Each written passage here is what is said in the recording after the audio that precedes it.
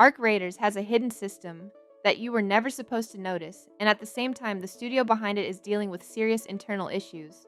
This game might be way deeper than we thought, or way more broken than we realized.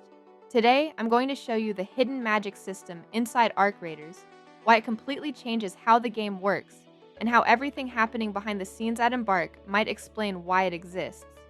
Because once you see this, you can't unsee it.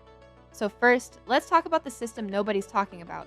There's evidence that Arc Raiders uses a kind of invisible assistance system, something that subtly adjusts how enemies behave, how encounters play out, and even how players experience fights. You don't see it, you don't hear it, but it's constantly working in the background to make everything feel smooth and cinematic instead of robotic. And the craziest part is that it's designed so you never notice it at all. But here's the problem. If this system is so important, why would the developers hide it? And why does it feel like something's been off lately? Because while this system helps the game feel polished, players have also been reporting strange issues. Things like inconsistent fights, questionable outcomes, and even situations that just don't feel fair. There have even been discussions around false bans and edge cases being reviewed. So now the question becomes, is this system helping the game, or quietly creating problems that players are starting to notice? And this is where things take a turn. Behind the scenes, Embark Studios recently lost a co-founder following misconduct allegations tied to a streamer situation.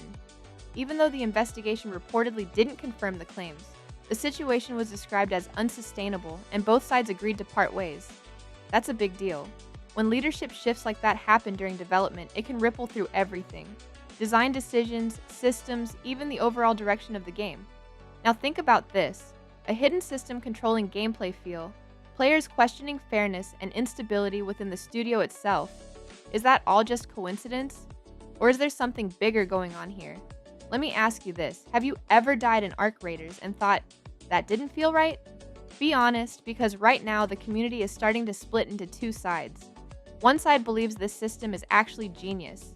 They think it makes the game feel more immersive, more cinematic, and less predictable in a good way. The other side thinks it's manipulative, that it's quietly influencing outcomes without players realizing it, which makes the experience feel less fair. And depending on which side you're on, this changes everything about how you see the game.